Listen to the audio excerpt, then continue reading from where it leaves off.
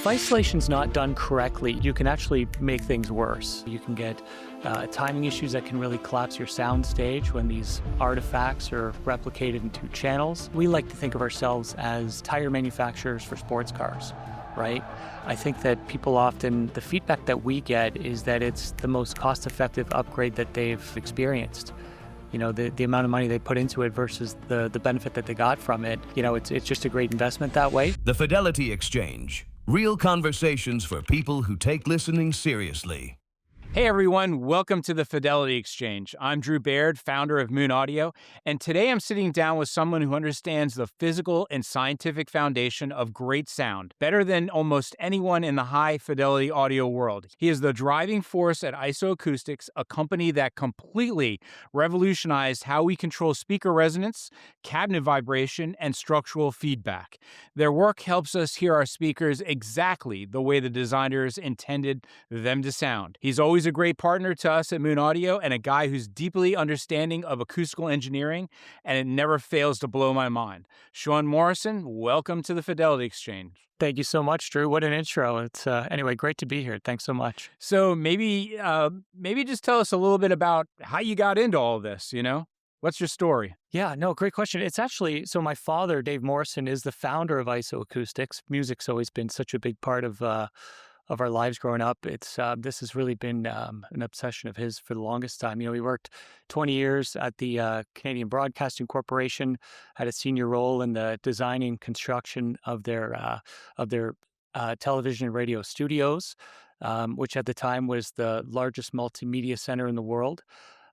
So I mean, that's really what drove his passion and you know, so this is mainly a family business. My father, you know, is still part of it. My brother as well, but we also have a lot of employees. But yeah, we just that's kind of the history of it. Yeah, family shop here too a little bit. And I've got 3 daughters. 2 of the 3 have worked here. My wife's my partner in crime, CFO here, and marketing director. So yeah, it's all in the family here as well. So I get it. But let's dive into some stuff. So to start us off, why do speaker vibrations matter so much? And why do you think so many audiophiles still overlook them? There's really 3 things to think about with speaker placement. And I think people kind of always understand the first 2 and think of the first 2. So first is, you know, you put a speaker on a solid surface. And the first thing is you're exciting that supporting surface. That's what people imagine. There's going to be some resonances. There's going to be some noise. You might have a bookshelf speaker on your table. Maybe there's certain frequencies that your mouse could start dancing across that table. That's kind of point number 1. Point number 2 is that vibrations travel very efficiently, very quickly through solid surfaces. So those sounds are reaching you before the airborne sound waves.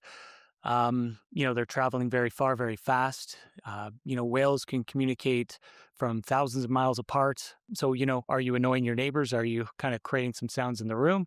But third point, and most importantly, is that these reflections or these vibrations are reflecting back as well. So speaker on that solid surfaces, vibrations, they hit that surface and they're coming back. You know, think of a pipe that's connected to the wall. You hit that pipe with a hammer, the vibrations will hit that wall and they'll come back. So we're mitigating these issues. We're absorbing that energy and the problems that are associated with that. You know, you can get timing issues that can really collapse your sound stage when these artifacts are replicated into channels. So yeah, there's a lot to it. Yeah, so it makes quite a difference, of course. Yeah.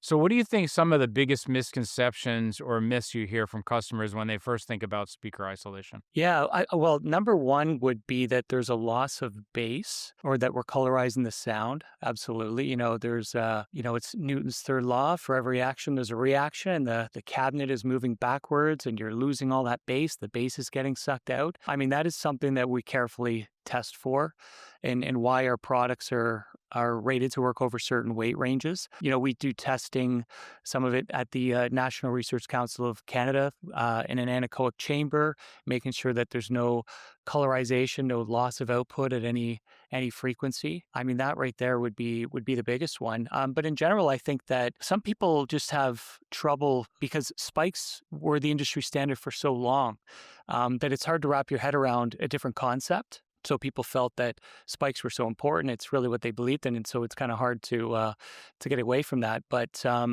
I think that the key to our success is really just it's been positive word of mouth. One happy customer. Our customers can be quite enthusiastic as people are in this industry, as it's such a this type of hobby. So one customer often leads to more customers as they sort of tell their friends, and so it's just sort of grown that way. So a big philosophy of mine at Moon Audio is that foundations matter just as much as endpoints.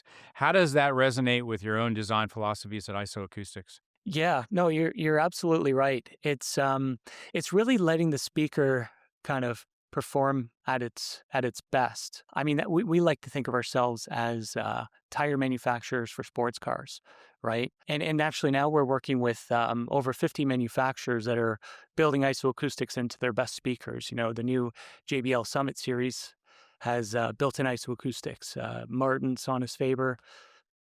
So it's really quite an honor to be working with these companies, building isoacoustics into their speakers. But no, 100% in order for the speaker to really sound its best, or even equipment, turntables, tube amplifiers. I mean, it's very important. So when a speaker isn't properly isolated from the floor, what is actually happening to the soundstage and clarity that the listener might not even notice until it's fixed? Yeah. So those reflections can create these artifacts. So similar to kind of that analogy I gave you with a pipe bolted to the wall, those vibrations coming back, the same thing can be happening with your speaker. This can kind of create these artifacts. And when it's replicated in two channels, it can really it can collapse that sound stage and things can kind of sound two-dimensional. I think that customers, when they install isoacoustics and properly isolate their speakers, they're noticing greater clarity, greater detail. The bass is really tighter, and that sound stage really blossoms. Yeah, so I have to say, I'm trying to remember how many years ago. I don't know if it was right at the beginning when ISO Acoustics first released some of their products, but there was a presentation and we were a Focal dealer. It might have been at Axpona, and they had two pairs of Focal Sopra 2s set up, and that's one of my favorite speakers, and I own a pair at home.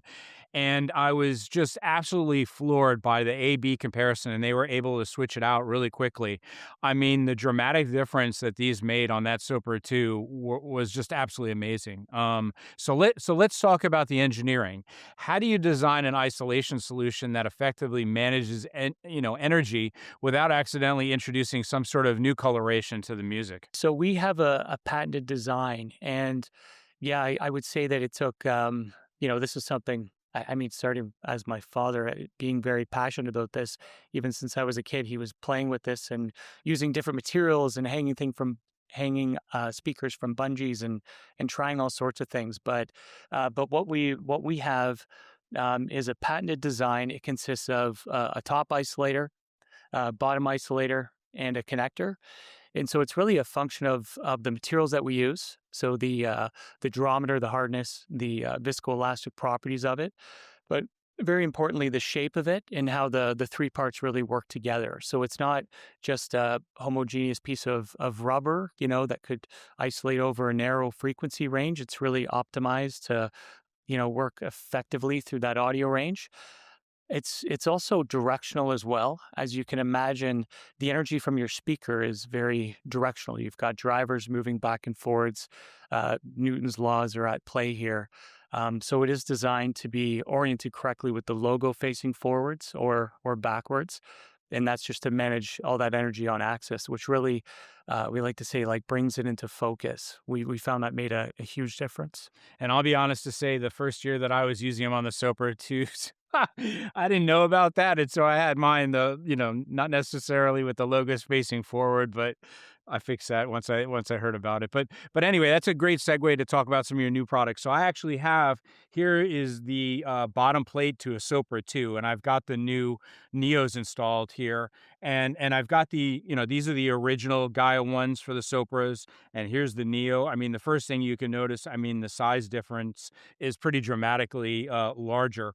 But I think the most important part for me is how much easier with the Neo, with the ability to spin the bottoms here, to level out the speaker, it's so much easier. So I was able to level this platform out, and this table's very unlevel. I was able to level it out front to back, side to side so easily when trying to do it with the old version and, these nuts right here to try and get it all balanced. Let me tell you, it wasn't fun.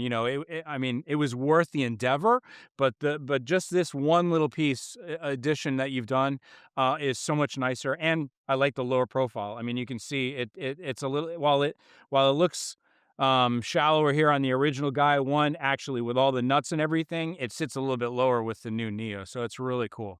Yeah, thanks so much. Yeah, I totally agree. The user experience has really stepped up a notch with the installation. I've got this here, like, so simply installing the threaded insert. We provide different thread sizes.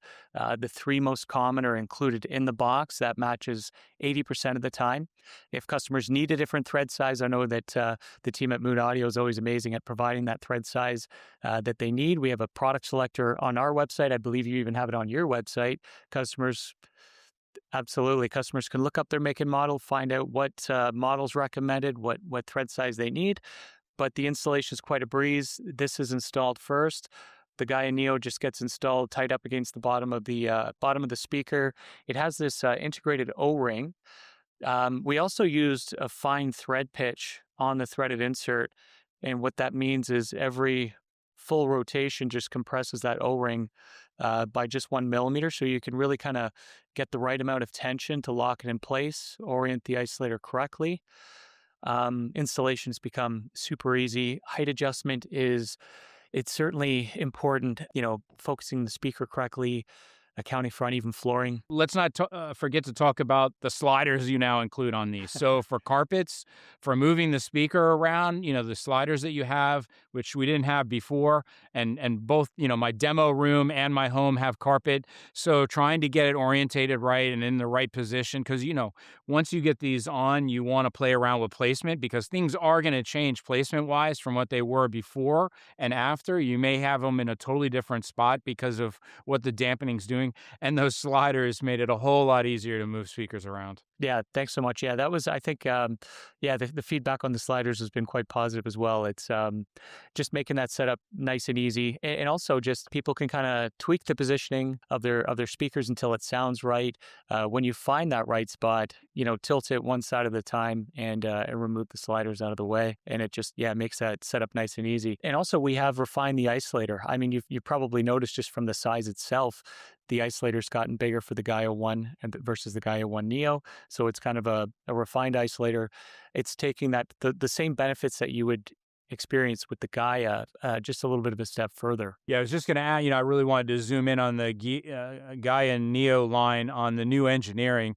Obviously you've got all these new ergonomic features that are definitely awesome, but sort of what was the motivation behind updating from just the isolation standpoint? What went on and what changes sort of happened between the two different versions?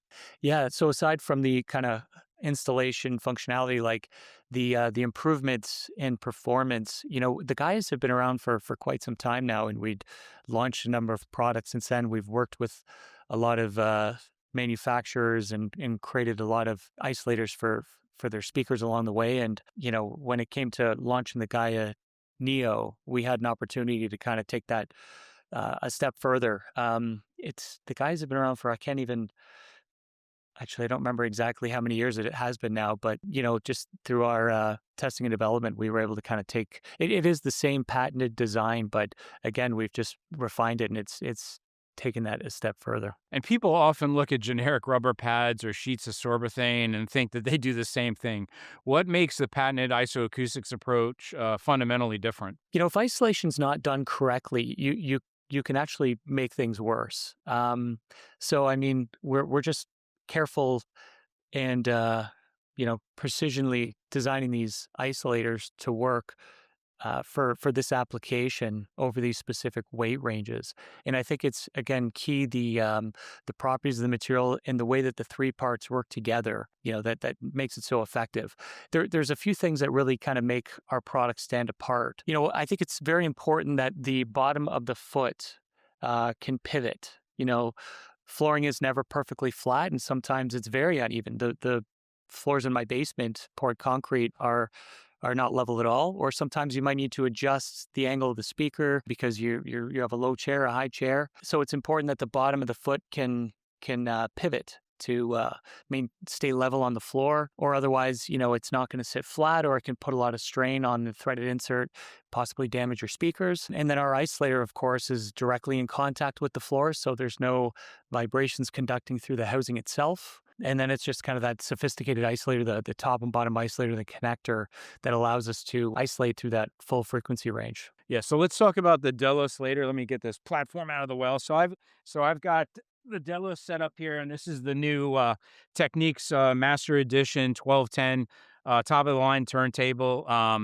You know, let's talk about what goes into this. Now, this doesn't have height adjustments on it. It's basically, and it's hard to see probably from this camera view, but you've got essentially, I would assume, and I've got Orias here. I don't know if it's an Oria that's inserted in there or something different. Maybe talk about what goes into the turntable platforms, because turntables have become so hot as of lately. All physical media has exploded, and we want to make sure that people get their turntables isolated as well. Obviously turntables come with their own ability. Like this one, you can level out the table, but sometimes your floors can be really uneven, and based on the cabinet being against the wall, sometimes it's even worse against the wall. So having the ability to do more leveling might be good. Just a comment maybe for future products, but tell us how this affects what goes on with turntables. Yeah, absolutely. So turntables, of course, are very sensitive to vibration. When you think of the needle passing through the little grooves, vibrations will interrupt that, and you can have loss of clarity. In extreme cases, the record can skip. So the Delos has an isolator that's very similar to the Oria. Of course, it's again tuned for the specific weight ranges that are specified for depending on the Delos platform. The isolators are partially recessed up into that platform, which kind of leaves it with that low profile. We're using maple and walnut, which are dense woods as well, and I think they have kind of a beautiful finish. And the advantage of the Delos too is it's kind of, there's a bit of synergy when you're combining the mass and stiffness of that platform with the integrated isolators. So that mass wants to really kind of hold things steady while the isolators can absorb that structure-borne vibration. So can you walk us through the concept of directional isolation? Why is this so crucial that the isolation management stays aligned with speakers on axis and movement and so forth? Can you dive deeper into that? I forgot to talk about that earlier. Yeah, no, that's a great question. It's an important feature of our product. So, we're with turntables, it's not important, but speakers absolutely. So, when you've got a speaker, it's its woofers are pushing back and forwards, and we talked about Newton's law. For every action, there's an opposite and equal reaction, and so the isolator is, it looks very much round. If you were able to kind of cut it in half and see the insides, you'd see that the isolator is actually elongated, and that is intended to be oriented correctly to align with the forces of the speaker, just to keep everything in alignment and control control the energy of the speaker in alignment. Yeah, so I've mentioned I've been running the Gaia Neo ones under my own Focal Super 2 speakers, and what I notice is it tightens up the bass response. The imaging is more defined. From an acoustical perspective, what exactly am I hearing happening here? You're really noticing, like, yeah, the bass really can tighten up, so it becomes a lot cleaner. The sound stage, you're not getting those artifacts that are really causing that sound stage to collapse, and also causing that loss of detail. So, there could be some resonances with the supporting surface, but a lot of it is also that reflection that's causing those artifacts, and that loss of clarity. And it's the reflections off of the cabinet itself, right? Not so much what's going on the walls. Yeah, putting that speaker on that supporting surface, those reflections that are coming back. So when someone is sitting down to evaluate an isolation product in their own specific system, what are the key acoustic telltales that they should be listening for? Yeah, I think it's really, you know, I would set up your system the same way you had it. Start with positioning the speakers the same way. And of course, listen to that music that you love, that you're most familiar with. Make sure your volume is set to the same level. And then just, Make your own evaluation, of course, but I think what they'll notice, of course, listen for the bass becoming tighter, the sound stage, the positioning of the instruments, the size of the sound stage, and just that clarity and detail. So, how do floor types, say, thick carpet with spikes versus hardwood over a hollow crawl space, change the way energy travels? And how do your designs basically adapt based on the different materials that are going on in people's floors? That is a great question. It's a common question that we get because different floors will have different properties. Concrete is very solid. Woods can be a little bit softer. Sound travels through them at different speeds. They're all going to have that reflection back, which we need to mitigate. Yeah, and then you have carpeted floors as well. We do have carpet discs as well because we want to give the isolator kind of a solid foundation. So you can combine that with the carpet discs. These are very helpful when you have a thicker carpet. If most of the shows are at, maybe Expona, you gave the example, that probably was a concrete floor that has a thin layer of carpet on top. When you're on a thin carpet, it has less of an impact. And for the demo that you heard, we probably didn't even use the carpet disc because we didn't want to alter the height. We didn't want to make, the Gaia Neo taller than it needed to be above the spikes to try to keep them level. But really, the goal here is to give it kind of a solid surface to connect with. But whether you're on a concrete floor or you're on a hardwood floor, you're still going to get that reflection back, which is, there's going to be major improvements regardless. So let's get back to the Oreo, which we didn't really talk a whole lot about. So, how does this sort of impact electronics, and what does it do to dampen what's going on with those? Yeah, so it's similar principles, but when you have vibrations, you're creating artifacts and affecting the sound. Really listening for that clarity and detail is where you get the noticeable improvement for sure. Tube amplifiers are super sensitive, of course. Turntables, but even solid state, it could be timing or the movement of the electronics. You get microphonics, and so it can the clarity and detail can really shine through. So, getting back onto tube equipment, so I've got a massive push-pull 300B tube amp at home, and 300Bs are very microphonic. So, I actually installed 5 Gaia 3s on the bottom. I wanted the screws to make it a little more easier to level the whole piece of equipment. Um, why not do that for more electronics? Obviously the Gaia 3s were designed for speakers. I'm using it on a tube amp, but have you guys looked into making Oreos with screws on it, just like you do for the speakers for electronics? Yeah, I mean, it's something that we've looked at. The Oreos are designed to have a lower profile. I mean, the Gaias can be used in that application, and they actually do work very well. But sometimes there can be a height restraint, and the Oreos are a bit of a lower profile. So I mean, it's certainly something that we've looked at. But many people are using the Gaias for that application as long as you have kind of the space for it in your rack. Yeah, I mean, like, obviously there's a nice rubber mat on top and bottom, so things aren't going to slip and slide. But I always just get worried that when a piece of electronics that's expensive is, not coupled to the piece that's under it. I worry about kids and other things happening and the piece of equipment going off of it. Absolutely. So the Oria is designed with a bit of a suction cup shape, if you notice there. So often people will go to lift their unit and it feels quite heavy until it pops off. So the suction cup is quite effective on a smooth surface. If there's a heavy texture on it, then you generally get quite a strong friction grip with the material that we have.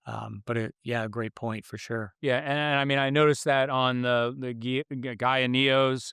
I noticed it on the Delos. All of it, when I try to take the platform off of this table, it sucks to it like an octopus. Yeah, so I think all of them have that. Not just on the top, but on the bottom as well. That suction cup ability. So anyway, yeah. So for someone looking to upgrade their listening experience, where should high quality isolation sit on their priority list, if you will? Is it a final finishing touch or should it happen much sooner? What do you think? Yeah, so I mean, it makes quite an impact. Obviously, you need to get your speakers first, but obviously it won't account for problems with your room. First reflections can have a major impact on what you're hearing and the timing and the sound stage. But it is a major impact. I mean, I don't want to kind of make a statement to put it before certain things, but I think that people are always blown away by the difference that it makes. Um, I think that people often the feedback that we get is that it's the most cost effective upgrade that they've experienced. The amount of money they put into it versus the benefit that they got from it. It's just a great investment that way. So I think people should give it a try. I often suggest starting with your speakers. And then from there, look at your other equipment and what would be most sensitive, a turntable, a tube amp after that. So again, I think to answer that question, I would just go back to saying that you might consider it quite early just because of the fact that it is such a cost-effective upgrade that makes quite a difference. So last question, I always like to end our Fidelity exchanges with a question about music. So yeah, I like to hear about what people are listening to. What are you listening to right now that's really sort of knocking the doors off for you? Oh man, great question. Everything in it, like I actually changed so much. I never liked country before, but in the last few years, like I've started really enjoying Zach Bryan for some reason. That's been a recent shift that surprises me. I don't know. We're always hunting for new music and listening to music around the house all day long. So I would say that though. Very cool. Very It's cool. been a shift towards country for some reason lately. You don't live in the South, do you? Not at all, no. We're up in Toronto, but it depends on my mood too. If I'm driving, it needs to be a little bit more mellow. If I'm listening to something like AC/DC, I might get to work a little too quickly. Yeah. So it depends on the Yeah. mood. If I'm Yeah. So what I'm listening to right now is I've always been a huge Nine Inch Nails fan, and I just did a Fidelity exchange with Leroy Bennett, who's the guy that did all of the lights and production for a bunch of his concerts way back when. So I didn't go to Coachella, but I just saw some of the videos of their new album, and I can't wait to get that in house and play with that. oh, I can agree with that 100% for sure. And one thing that I did forget to ask about products before we move on is there anything new that you can talk about that's in the works for the future, or is everything hush hush? Or Yeah, we're working on a lot of things. I guess what's kind of cool, what's new, we're working with a lot of manufacturers. There's over 50 manufacturers that are integrating isoacoustics. Some manufacturers, it's like we'll be working with them for a year and a half before a product is even launched. So there's quite a lot in the pipeline that you'll kind of see coming up. For the Gaia Neo, we have some accessories coming out for the Gaia Neo. We have a cap. This is kind of a small thing, but I think quite neat. But this O-ring can actually be removed, and then we have a cap that can sit there because sometimes you can have a narrow outrigger, and then this O-ring doesn't make full contact, or just to give it a nice finish so the O-ring isn't visible. So sometimes it's something that's required, or sometimes it's just an aesthetic improvement. But we've got kind of lots of stuff like that. But as far as the products go, we have a lot of new products in development. That's always hush hush, unfortunately, though. in fact, I meant to mention about the Sopras. There's the screw hole goes all the way through the plate, and actually, you guys make a screw cap that goes in the top, which really makes it nice to be able to, first of all, by focal, to leave that open, because on your screws you can tighten it with a screwdriver, which on the old ones, you couldn't do that with the nuts. This one's now got a notch for using your screwdriver on, and then you've got a sexy cap that you then fill in the hole to make it look, a little more ergonomically, friendly, if you will. Absolutely. Yeah, and I'll just mention too, along those lines, there's a lot of speakers with outriggers, of course, and then they might have a decorative cap over top. So, standard, it comes with a spike, and that spike comes through, and a decorative cap is installed. With the Gaia Neo, we actually have a lot of thread sizes that come in a long version. And so these can pass all the way through that outrigger, and then that decorative cap can be reinstalled to kind of finish the speaker nicely, just for kind of a nicer aesthetic finish. So, the Gaia Neo thread adapters are quite short because they're really just installed tied up against the bottom of the speaker. Gaia Neo gets installed against the bottom of the speaker. But again, long versions are available for that, to reinstall the decorative cap. Is something to be aware of. Well, Sean, this was great. Thanks for breaking down the science and showing us how much performance we might be leaving on the table. Absolutely. Thanks for having me, Drew. For everyone watching, Links to ISO Acoustics, the Gaia Neo, the Delos, the Aurea, and everything we discussed today are in the descriptions below. Go check out how to unlock your speaker's true potential. If this deep dive helped clarify how to improve your system, please subscribe and hit that notification bell so you don't miss what's coming up next. We've got plenty more conversations in the pipeline with people and engineering and the very best in high-fidelity audio.